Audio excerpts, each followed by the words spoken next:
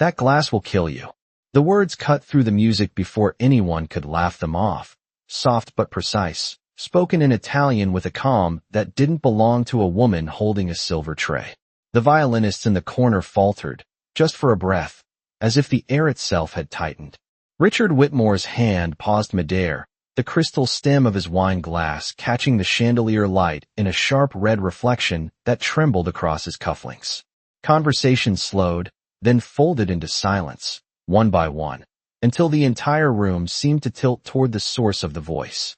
She stood near the edge of the long dining table, posture straight, eyes steady, her maid uniform pressed, but worn at the seams, the faint scent of lemon cleaner still clinging to her sleeves.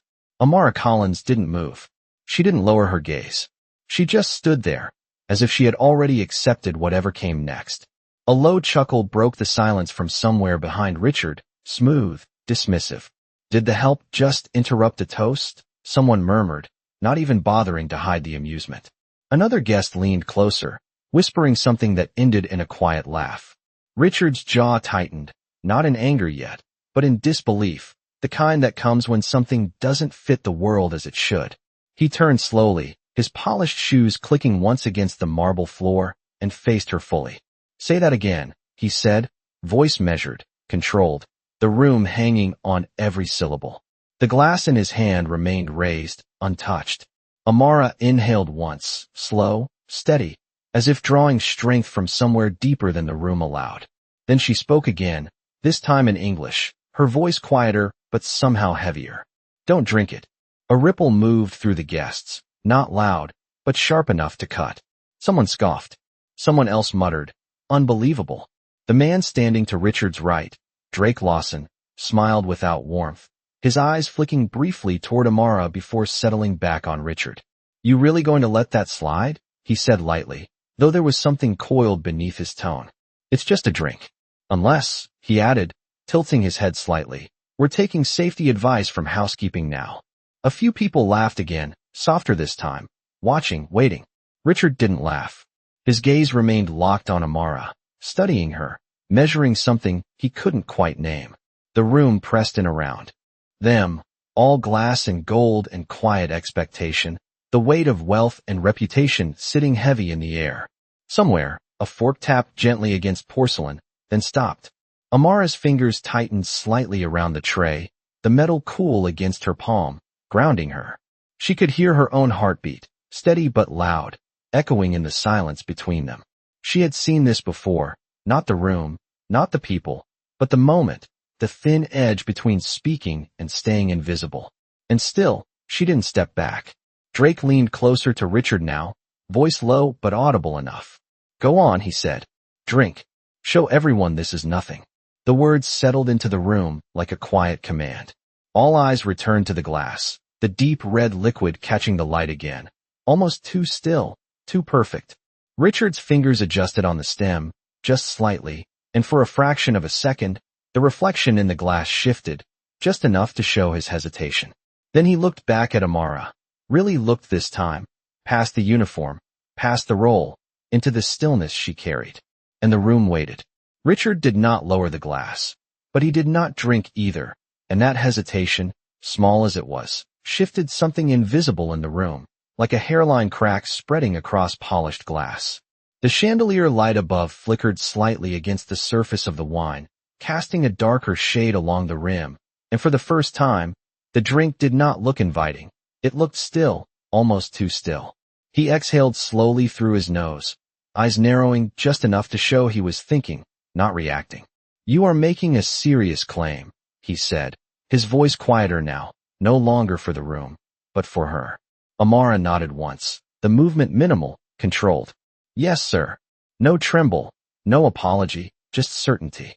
A few guests shifted uncomfortably, heels scraping lightly against marble, as if unsure whether to stay entertained or step away from something that was no longer harmless. Drake let out a soft breath that could have been a laugh, though it carried no humor. "This is getting absurd," he said, straightening his cuff as if the moment bored him. "She smells cleaning products all day, and suddenly she is an expert in fine wine?" A ripple of agreement followed, but it felt weaker this time, less certain. Richard did not look at Drake. His attention remained fixed on Amara, as if trying to reconcile two conflicting images, the uniform and the composure, the role and the voice. Then explain it, he said. The words landed with weight, not as a challenge, but as an opening. Amara stepped forward just half a step, enough for the light to catch her face more clearly, revealing the calm intensity in her eyes. It is the scent, she said. It is supposed to be rich, layered, a little earthy. But this one is too clean. There is a faint almond note that does not belong there. Someone scoffed quietly, but no one interrupted her. She continued, her voice steady, each word placed carefully. Not strong, almost hidden, but wrong. Richard's fingers tightened slightly around the stem of the glass, the subtle shift making the liquid inside move just enough to catch the light differently. And now that she had said it, there was something unusual in the stillness of it, something that did not match the warmth of the room. He raised the glass a fraction closer to his face, not to drink, but to consider, his expression tightening, as if he were searching for something he could not quite name. Drake's smile thinned. You are really going to entertain this? He asked, his tone sharpening just a degree. In front of everyone? The words pressed against the moment, trying to restore its original shape, but the tension had already shifted. Richard did not respond immediately. He inhaled lightly, barely noticeable, and for a brief second, his gaze flickered, not certainty, not belief, but doubt. And doubt, in a room built on confidence, felt louder than any accusation. Amara did not look away.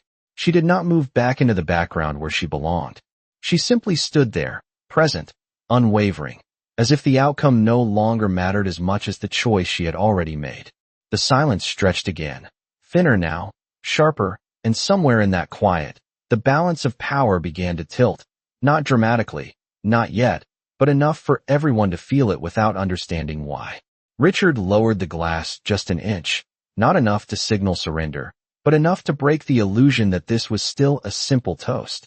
And that small movement rippled outward, quiet but undeniable, like a shift in gravity that no one could see, yet everyone could feel. The room did not return to its chatter. It held its breath instead, suspended between expectation and uncertainty. Drake's expression hardened, the polished ease he carried beginning to show fine cracks at the edges. This is unnecessary, he said, a little more firmly now, his voice no longer amused but controlled, pressing against the tension as if trying to flatten it. You are letting a distraction derail your own event. Richard's eyes flicked to him briefly, then back to the glass, then to Amara, as though the answer might be somewhere between those 3 points. He rotated the stem slowly between his fingers, watching the way the wine moved, or rather how it did not move enough, the surface too calm, the reflection too sharp. It should have looked inviting, alive with depth, but instead it looked staged, like something meant to appear perfect rather than be real. He lifted it slightly again, closer to his face, not drinking, just observing, and the silence deepened. Amara did not step forward again, did not repeat herself. She simply remained where she was, shoulders relaxed, gaze steady, as if she understood that anything more would break the fragile space she had created. A woman near the far end of the table shifted her weight, her bracelet making a soft metallic sound against her wrist, the kind of small noise that suddenly felt too loud in a room like this. Someone else cleared their throat, then stopped midway, as if unsure whether they had permission to make even that much sound. Drake leaned in slightly, lowering his voice but not enough to hide the edge beneath it.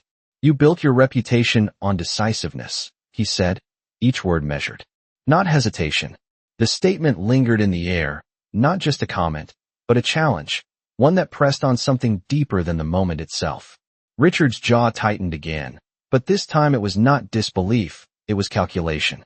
He looked at Amara once more, really looked, taking in the stillness in her posture, the absence of panic, the way she did not try to defend herself further or retreat into apology.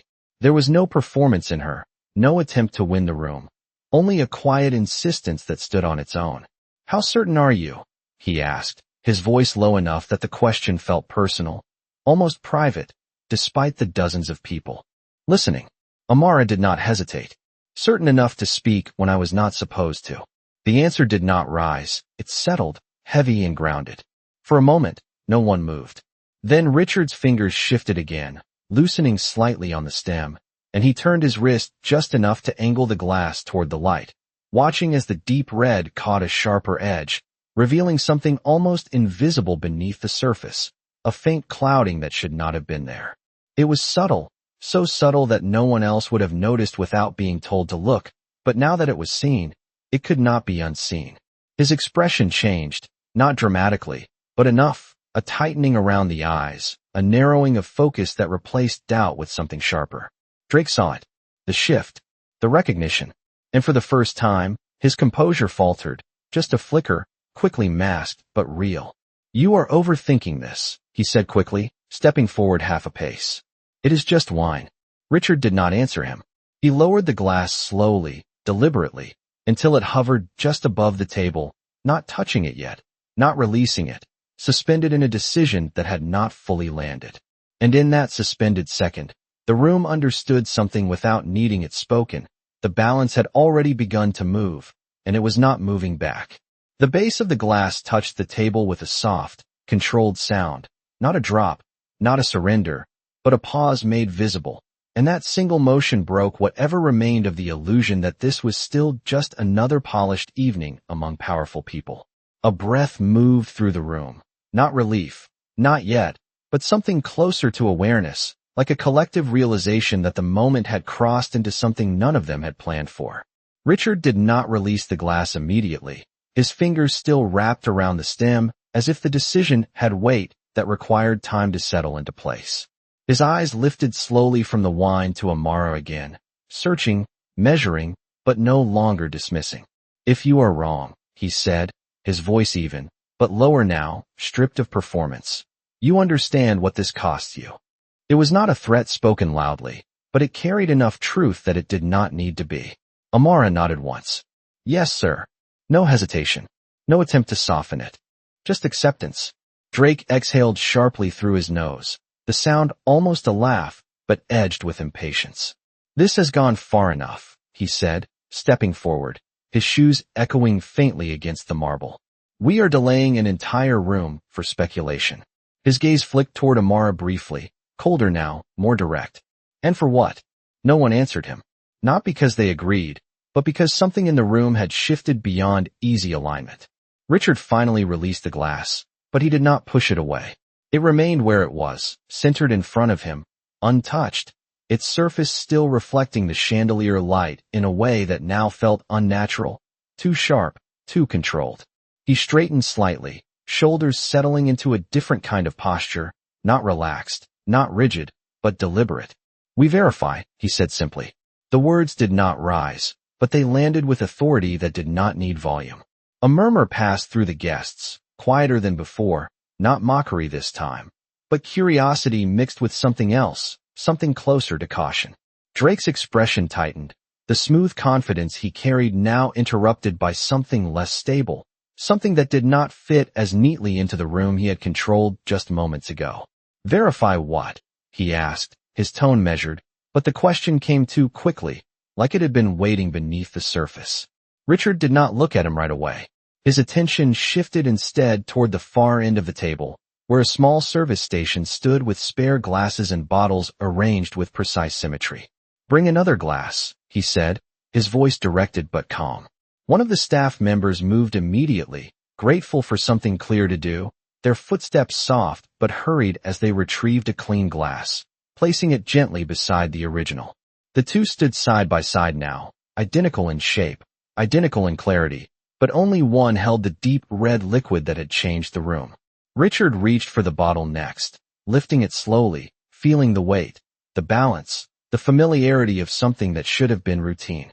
He poured a small amount into the empty glass, the sound of liquid filling crystal unusually loud in the silence, then set the bottle down with care. Now there were two glasses, one poured earlier, one poured now, both catching the same light, both appearing the same at a glance. But the difference was no longer invisible, not after it had been named. Amara watched without moving, her eyes tracking the motion, not anxious, not relieved, just present. Drake remained still, but his jaw had set, a tension forming that had not been there before. Richard looked between the two glasses, then back at Amara one more time. as if confirming something unspoken, and for the first time since she spoke, there was no dismissal left in his gaze, only focus. Then he shifted his attention to the table, to the quiet, to the weight of what came next, and the room leaned in without realizing it, drawn toward a truth that was no longer as distant as it had been just minutes ago. The two glasses sat side by side under the chandelier, identical in shape, but no longer equal in meaning, and the distance between them felt wider than the length of the table itself.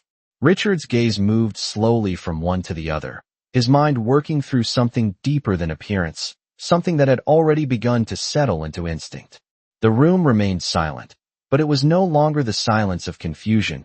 It was the silence of anticipation, of people watching a decision form in real time. He reached out, not toward the original glass, but toward the second one he had just poured, lifting it carefully, his fingers steady, his posture controlled. He brought it closer, just enough to catch the scent, his expression tightening slightly as he evaluated it, not as a host, but as a man trying to confirm something that had already taken root in his thoughts. Then he set it back down with the same precision. His hand hovered for a moment between the two glasses, suspended, measuring, choosing. Drake watched closely now, his eyes sharper, more alert, the easy confidence replaced by something more guarded. "You are proving nothing with this," he said, his tone even but pressed thin. "Wine changes with exposure, temperature, air. You know that." Richard did not look at him. He reached for a small silver spoon from the table setting, the metal catching the light as he lifted it, then dipped it gently into the first glass, the one Amara had warned about. The movement was slow, deliberate, almost ceremonial. When he lifted the spoon, a thin line of red clung to it, trembling slightly before settling. He held it still, watching, and then, without a word, he repeated the same motion with the second glass. Another line of red formed, but this one moved differently, thinner, lighter, breaking more easily along the edge. The difference was subtle, almost invisible unless you were looking for it, but now everyone was looking. A quiet murmur passed through the guests, not loud enough to break the tension, but enough to acknowledge that something was not the same. Amara's eyes followed the motion, her breathing slow, steady, as if she had already seen this outcome before it unfolded. Drake shifted his weight, just slightly, the movement small but no longer hidden. "This is ridiculous," he said, a bit quicker now, the words arriving faster than before. "You are turning a dinner into a laboratory experiment over nothing."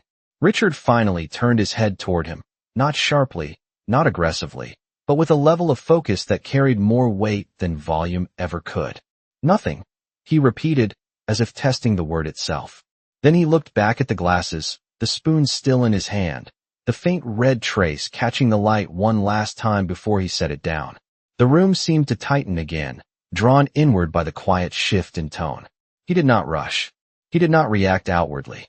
But something in his posture had changed, something that suggested the decision was no longer forming. It had already been made. He reached out and gently slid the first glass, the one that had been poured earlier, a few inches away from him, not dramatically, not forcefully, just enough to create space, to separate it from the rest of the table. The movement was small, almost polite, but its meaning landed heavily. No one laughed now. No one spoke. Drake's expression stilled, the last trace of his earlier composure settling into something unreadable. Amara remained where she was, her hands still around the tray, her presence quiet but undeniable. And in that stillness, without a single raised voice or sudden motion, the room understood what had just happened. The balance had shifted, and it was not shifting back. No one reached for the glass. Not a single hand moved toward it, not even out of curiosity, and that absence of action spoke louder than anything that had been said. The room had crossed a line that could not be unseen, and now every detail felt sharper. The hum of the air system, the faint clink of silverware settling, the distant city noise filtered through the tall windows. Richard stood still for a moment, his eyes resting on the glass he had pushed away, then shifting slowly across the table, taking in the faces around him, measuring reactions that were no longer hidden behind polite smiles. Some looked unsettled. Some looked thoughtful. A few avoided his gaze entirely.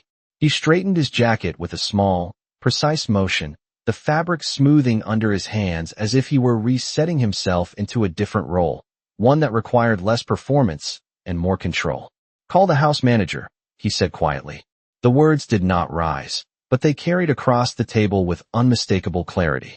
A staff member near the wall nodded quickly and stepped away, their pace controlled but urgent, disappearing through a side door without a sound. Drake let out a slow breath, his lips pressing into a thin line before he spoke again. "You are escalating this unnecessarily," he said, his tone measured, but there was a new edge beneath it, something tighter, less certain. "You have already made your point." Richard turned his head slightly, just enough to acknowledge the voice without fully engaging it. "I have not made a point," he replied. "I am confirming one." The distinction settled heavily, drawing a quiet line between assumption and truth. Drake's jaw shifted, the muscle tightening briefly before he forced a small, controlled smile that did not reach his eyes. "And what happens when this turns out to be nothing?" he asked, softer now, as if adjusting his approach. "Do you plan to apologize to your guests for the interruption, or to your staff for entertaining it?" The question lingered, designed to restore balance, to remind the room of hierarchy, of roles, of where lines were supposed to be drawn. Richard did not answer immediately. Instead, he reached for a linen napkin, folding it once, then again, his movements calm, deliberate, buying himself a moment that did not look like hesitation. When he finally spoke, his voice remained even. "If it is nothing," he said, "then we lose a few minutes." He paused, just long enough for the weight of the next words to settle before he finished. "If it is not, we lose far more." The room absorbed that quietly, the logic simple, undeniable, and impossible to dismiss without consequence. Amara stood where she had been all along, her presence unchanged, her posture steady, as if she existed slightly outside the shifting dynamics of the room, unaffected by the tension she had set into motion. She did not look at Drake. She did not seek validation from the guests. Her attention remained on Richard, not in expectation, but in awareness, as though she understood that the outcome now belonged to him. Footsteps returned from the hallway, soft but purposeful, and the house manager entered, composed but alert, their eyes moving quickly from Richard to the table, to the two glasses, to the subtle distance between them.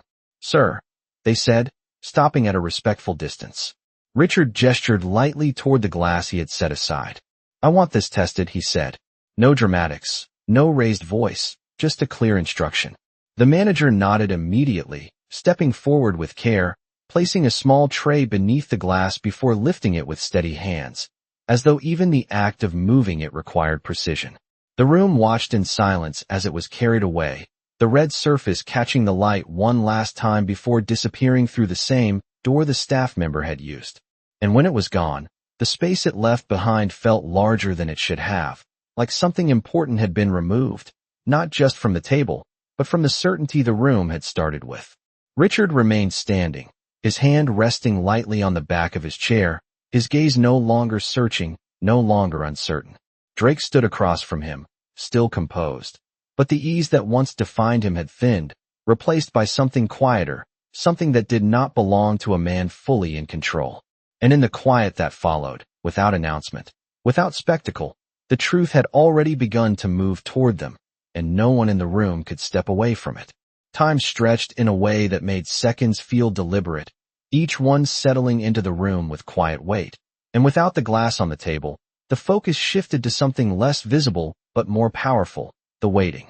Richard remained where he stood, his hands still resting lightly on the back of the chair, his posture composed but no longer relaxed, as if he had stepped fully into a version of himself that did not allow for distraction. Across from him, Drake adjusted his stance, a subtle shift of balance that would have gone unnoticed earlier, but now every movement carried meaning. "You are letting this get out of hand," he said, his voice lower than before, controlled, careful, as though he had chosen a different approach. "You could have handled this quietly." The words were not loud, but they were pointed, designed to appeal to reason, to reputation, to the unspoken rules that governed rooms like this. Richard's gaze moved to him slowly, not sharp, not confrontational, just steady. "I am handling it," he replied. The simplicity of the answer left no space for argument, and for a moment, Drake said nothing. The guests remained still, their earlier amusement replaced by something quieter, more introspective, as if they were no longer watching a scene unfold, but witnessing a shift they would remember later. A woman near the center of the table folded her hands together, her eyes moving between Richard and Amara, not with judgment, but with curiosity, as though trying to understand how someone in Amara's position could stand so firmly in a space that had never been meant for her voice. Amara herself had not moved since the glass had been taken away. Her shoulders were relaxed, her grip on the tray steady, her breathing even. There was no triumph in her expression, no sign that she was waiting to be proven right, only a quiet stillness that suggested she had already done what mattered most. The door at the far end of the room remained closed, but every so often, someone's gaze drifted toward it, pulled by the anticipation of what would come through it next. The absence of sound from beyond that door became its own kind of presence, a silent countdown that no one could measure, but everyone could feel. Drake's eyes flicked toward the door as well, just once, quick, almost instinctive, before returning to Richard. That single glance did not go unnoticed. Richard's expression did not change, but something behind his eyes sharpened, as if a piece of the pattern had just clicked into place. He stepped away from the chair then, slowly, deliberately, closing the small distance between himself and the table, placing both hands lightly on its edge. The gesture was subtle, but it grounded him, anchored him in the moment, in control of it. "You seem very certain this is nothing," he said, his voice calm, directed not at the room, but at Drake alone. Drake held his gaze, the silence between them stretching just long enough to reveal the effort it took to maintain composure. "Because it is," he replied, and for the first time, there was the slightest delay before the words landed, a fraction of a second that might have meant nothing, if everything else had not already shifted. Richard nodded once, slowly, as if acknowledging the answer without accepting it.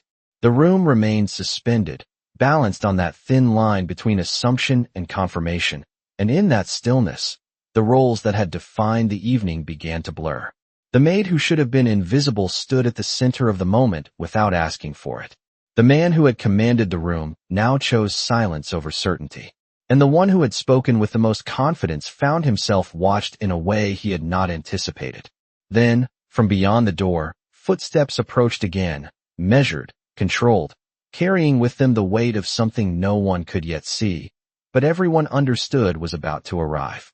The door opened without sound, but every head in the room turned toward it at the same time, as if pulled by a single invisible thread, and the house manager stepped back inside carrying the same controlled composure, though something in their expression had shifted, just enough to be noticed. The tray was no longer in their hands. Instead, they held a small folded cloth, pressed neatly between their fingers, as if containing something that did not belong in open display. Their steps were measured, each one landing softly against the marble, yet somehow echoing louder than anything else in the room. Richard did not move from where he stood, his hands still resting lightly on the table, his posture unchanged, but his attention sharpened, narrowing toward the approaching figure. Drake remained still as well, though the stillness no longer felt natural. It felt maintained, held in place by effort rather than ease. The manager stopped at a respectful distance, their eyes meeting Richard's briefly before lowering just enough to acknowledge the gravity of the moment. For a fraction of a second, no one spoke. The silence stretched, thin and tight, like something about to give. Then Richard inclined his head slightly, a quiet signal that required no words. The manager responded with a small nod and unfolded the cloth carefully, revealing a subtle discoloration along its center, faint but unmistakable, a mark that should not have been there. It was not dramatic, not loud, but it carried a clarity that did not need explanation. A quiet shift moved through the guests, not a gasp, not a reaction that could be pointed to, but a collective understanding settling into place. Richard's gaze did not leave the cloth. His expression remained composed, but something in his eyes changed, not surprise, not shock, but confirmation, the final piece aligning with what had already begun to form. He exhaled slowly, the breath controlled, deliberate, as if releasing something he had already accepted before it was proven. Then he looked up, not at the room, but directly at Drake. The distance between them felt different now, no longer balanced, no longer equal. Drake held his gaze for a moment, just a moment, before his eyes shifted, not away entirely, but enough to break the direct line that had existed before. It was small, almost imperceptible, but in a room this still, it was enough. There must be an explanation, Drake said, his voice even, but quieter than before, the edges of certainty softened. The words did not carry the same weight they had earlier, they hovered instead, searching for ground that was no longer there. Richard did not respond immediately. He reached out slowly, taking the cloth from the manager's hand, his fingers steady, his movements precise. He held it up slightly, examining the faint mark, the way it caught the light differently than the rest of the fabric, the way it refused to blend in. Then he lowered it again, placing it gently on the table beside the empty space where the glass had been. The placement was careful, intentional, as if acknowledging that what had been invisible before was now part of the room, undeniable. Yes, Richard said finally, his voice calm, almost quiet. There is. He did not elaborate. He did not raise his voice. He did not need to. The shift had already happened. The guests no longer looked at Amara with dismissal, but with something closer to recognition, a recalibration of everything they had assumed just minutes earlier. Amara herself had not moved, her expression unchanged, her presence still grounded in the same quiet certainty that had brought them here. She did not look at the cloth. She did not look at Drake. Her eyes remained on Richard, not seeking acknowledgement, not expecting it, simply present in the truth that had unfolded. The room, once filled with effortless confidence, now carried a different kind of weight, one that could not be smoothed over or dismissed with laughter. And in that quiet, without spectacle, without raised voices, the truth had arrived, and it had chosen its place at the table. No one spoke for several seconds after the cloth touched the table, and in that silence, something deeper than tension settled into the room, something final, something that did not ask for interpretation. Richard's gaze remained on the faint mark, his fingers resting lightly against the edge of the fabric, as if confirming its presence through touch alone. Then, slowly, he straightened, his posture shifting into something quieter but more defined, like a line drawn without needing to be announced. He did not look at the guests. He did not look at the manager. He looked only at Drake. "You said there would be an explanation," he said, his voice calm, steady, without accusation but without softness. Drake's lips parted slightly, as if ready with a response, but nothing came immediately. For the first time since the evening began, the space between his thoughts and his words stretched just enough to be seen. He adjusted his jacket, a small motion, precise, controlled, but it carried a trace of delay that had not been there before. "There is," he said finally, his tone even, though quieter now, less certain. "Contamination happens. Storage conditions. Transport variables. You know how these things work." The explanation was clean, almost rehearsed, but it did not land the way it would have earlier. It floated instead, unable to anchor itself in a room that had already shifted beyond easy dismissal. Richard listened without interruption, his expression unchanged, but his eyes did not move away from Drake's face, holding the moment steady. "Then we will check all of it," he said. No hesitation, no raised voice, just a decision extended forward. A subtle movement passed through the guests again, this time more noticeable, not loud, but present, like a ripple that could no longer be contained beneath polite stillness. Drake's jaw tightened, just slightly, and his gaze flicked once toward the door, then back, as if measuring something beyond the room. "You are overreacting," he said, though the words lacked the weight they once carried. For the sake of one comment. Richard's head tilted just a fraction, not in confusion, but in quiet correction. "Not one comment," he said. "A warning." The distinction settled between them, heavier than before, sharper, more defined. Amara stood where she had always been, her presence unchanged, but now the room seemed to orbit her differently, not around her position, but around what she had revealed. She did not shift her stance. She did not speak. Her stillness remained the same, but its meaning had changed. A woman near the far end of the table leaned slightly toward the person beside her, not speaking, just sharing a glance that carried understanding without words. Another guest lowered their eyes briefly, as if reconsidering something they had accepted too easily before. The weight of the moment was no longer centered on doubt. it had moved into recognition. Richard reached for the folded cloth again, lifting it slightly, then setting it back down in the same place, a quiet acknowledgement that what had been shown could not be undone. Who handled the bottle before it reached this table? He asked, not to the room, not to the manager, but to Drake. The question was simple, direct, and it did not allow space to deflect. Drake held his gaze, the silence stretching again, but this time it felt different, less controlled, less certain. It came through standard channels, he replied, each word placed carefully, but the precision now felt deliberate, not natural.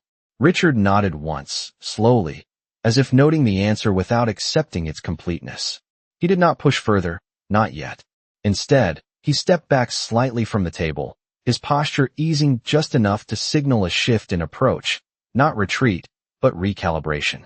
We will review everything, he said, his voice steady, final. The room absorbed the words, not as a suggestion, but as a direction that had already begun to move beyond this moment. Drake did not respond. He remained where he stood, composed, but no longer in control of the narrative he had shaped earlier. And in the quiet that followed, without raised voices or sudden movement, the truth continued to settle into place, not loudly, not dramatically, but with a certainty that did not need to announce itself to be understood. The room did not return to normal after the words settled.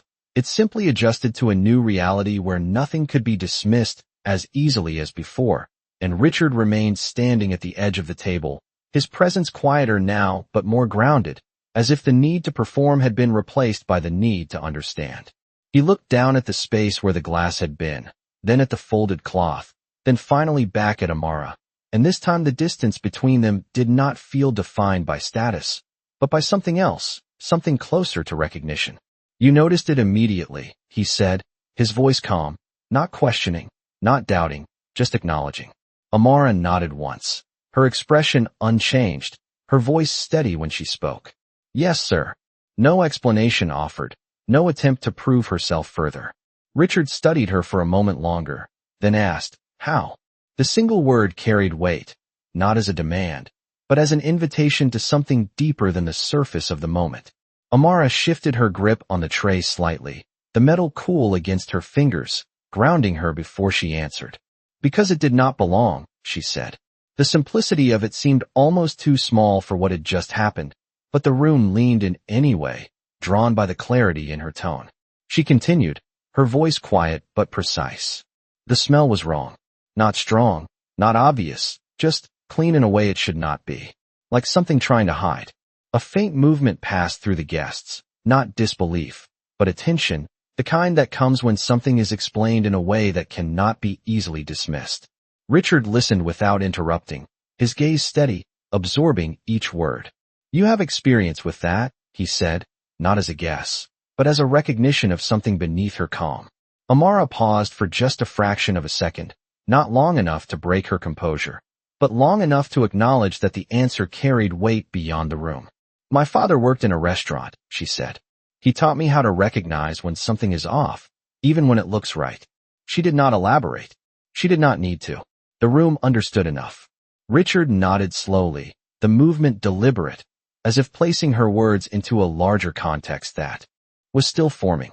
Across from him, Drake remained silent, his posture controlled, but the stillness no longer carried authority, it carried restraint, as though he were holding himself within a boundary he had not expected to face. Richard's attention shifted back to him, not abruptly, but with purpose. You said this came through standard channels, he said, his tone even. Drake met his gaze, the delay before his response slightly longer than before. Yes. The word was simple, but it did not carry the same certainty it once had. Richard held the silence for a moment, then inclined his head slightly, as if acknowledging the answer while setting it aside. He did not press. Not yet. Instead, he stepped away from the table, moving slowly, deliberately, creating space not just physically, but within the moment itself. We will verify every step, he said, his voice calm, final, not directed at anyone in particular, but understood by everyone. The statement did not invite argument. It closed the space where doubt could hide. Amara remained still, her role unchanged in appearance, but no longer invisible in meaning. The guests no longer looked past her. They looked at her, some with curiosity, some with quiet respect, all with an awareness that had not been there before. And in that quiet shift, without applause, without acknowledgement spoken aloud, something deeper had already changed. Richard turned back to the table one last time, his gaze passing briefly over the cloth, the empty space, and then settling again on Amara.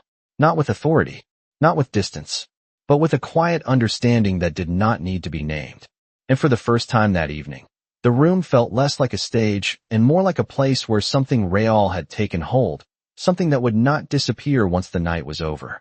Richard did not return to his seat, and that choice, small as it seemed, held the room in place more effectively than any command could have. The rhythm of the evening had been broken, and no one attempted to restore it. The candles along the table continued to burn steadily, their reflections soft against the polished surface, but the warmth they once suggested no longer matched the atmosphere that had settled in. Richard's gaze moved once more to Amara, not searching now, not questioning, but considering. You spoke up knowing exactly where you were standing, he said, his voice low, almost reflective. Most people would not have. Amara met his gaze, her posture unchanged, her voice steady. Most people would not smell it, she replied. There was no defiance in her tone, no attempt to elevate herself, just a simple statement placed where it belonged.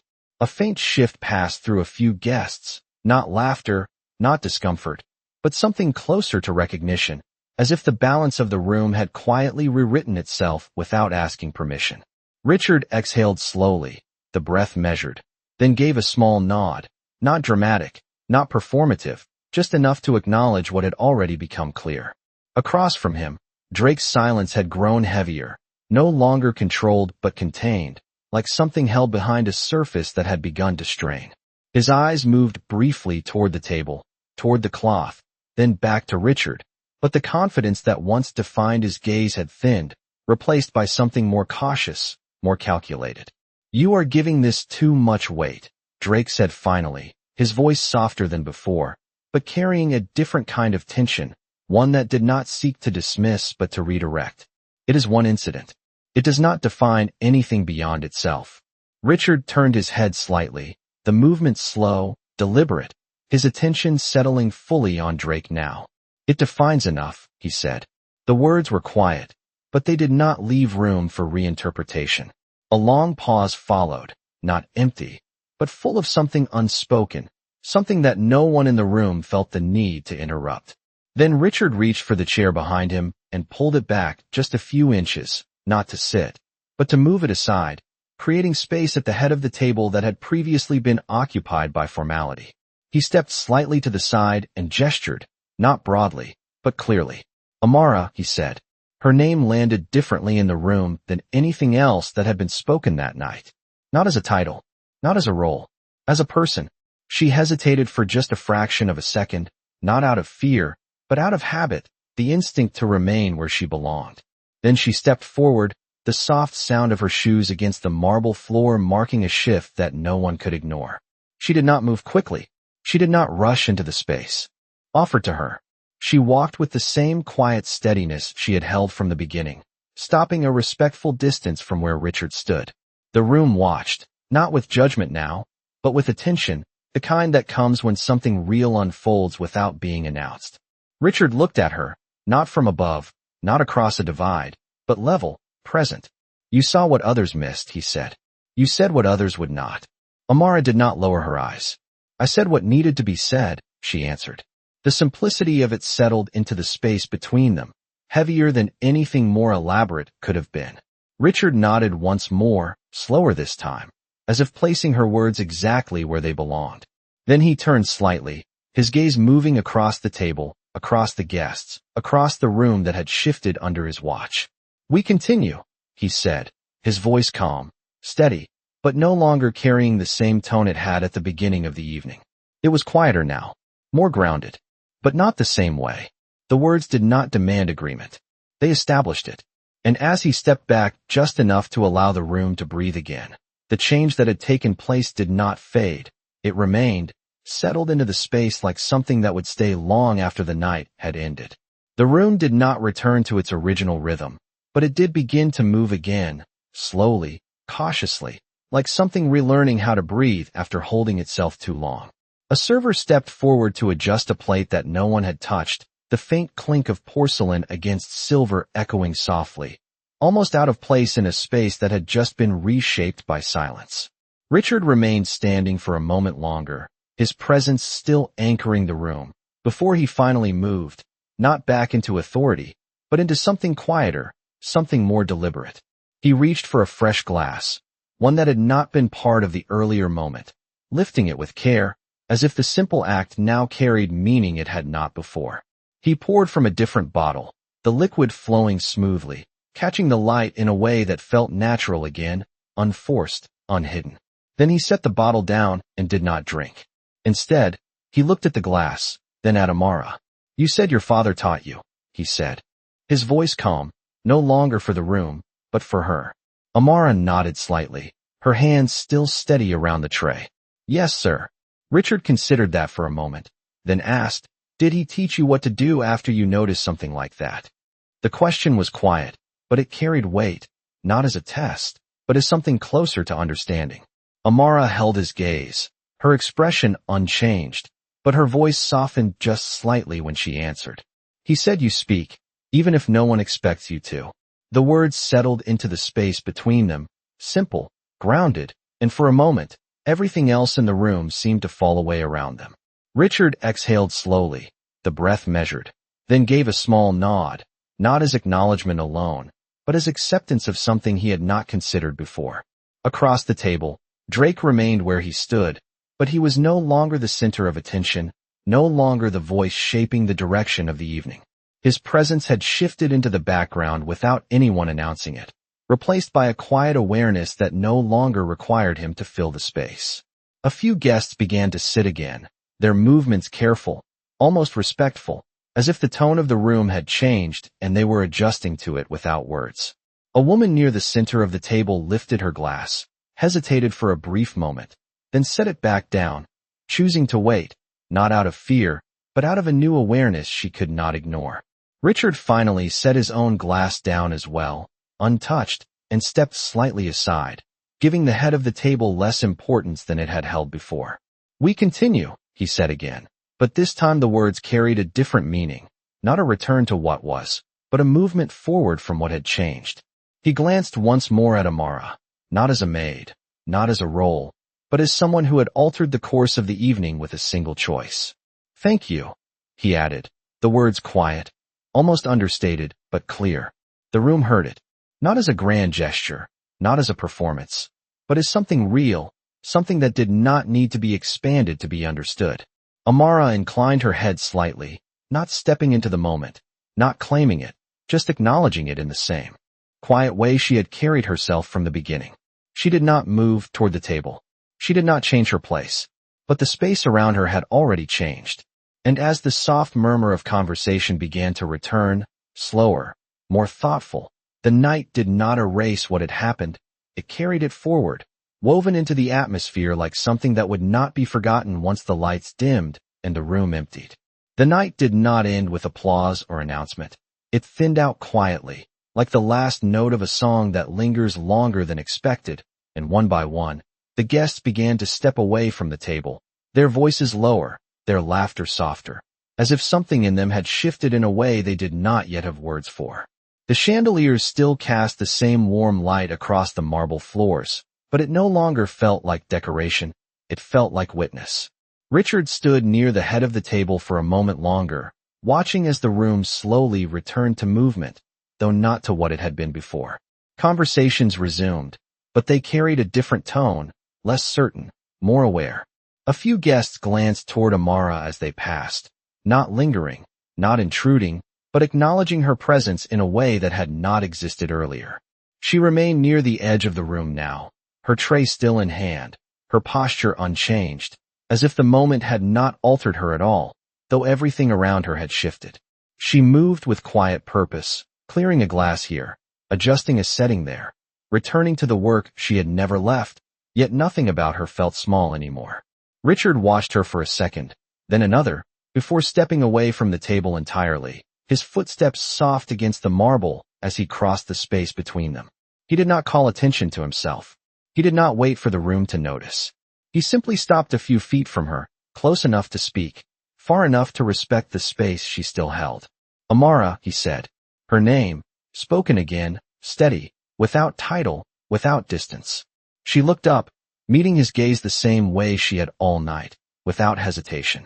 For a moment, neither of them spoke. The quiet between them felt different now, not tense, not uncertain, but settled, like something that had already found its place. Richard glanced briefly at the tray in her hands, then back at her. "You go back to work as if nothing happened," he said, not as a question, but as an observation. Amara gave a small, almost imperceptible nod. "Because something did," she replied softly. The answer was simple, but it carried the weight of everything that had unfolded. Richard held her gaze for a second longer, then nodded once, slower this time, as if accepting a truth he had not expected to learn that evening. He reached into his jacket pocket, then paused, his hand resting there for a moment before he withdrew it empty, choosing instead not to offer anything that would reduce the moment to transaction or reward. "If you ever need a reference," he said quietly, "you have one." The words were understated, but they held meaning that did not need to be expanded. Amara did not smile. She did not step forward. She simply inclined her head once more, acknowledging it the same way she had acknowledged everything else, with quiet dignity. "Thank you, sir," she said. Richard gave a small nod in return, then stepped back, not turning immediately, as if allowing the moment to close on its own terms. Around them, the room continued to move, guests gathering their things, voices blending into the soft rhythm of an evening winding down. But the space between them remained still, untouched by the noise. After a moment, Richard turned and walked away, his steps measured, his posture unchanged, but something in him lighter, less rigid than before. Amara watched him go for just a second, then lowered her gaze back to the tray, adjusting a glass that had been placed slightly off-center, aligning it with quiet precision. The chandelier light reflected briefly along its edge, steady, clear, without distortion. And in that small, ordinary motion, the night found its ending, not in what had been said, but in what had been understood, a truth carried forward in silence, where it mattered most.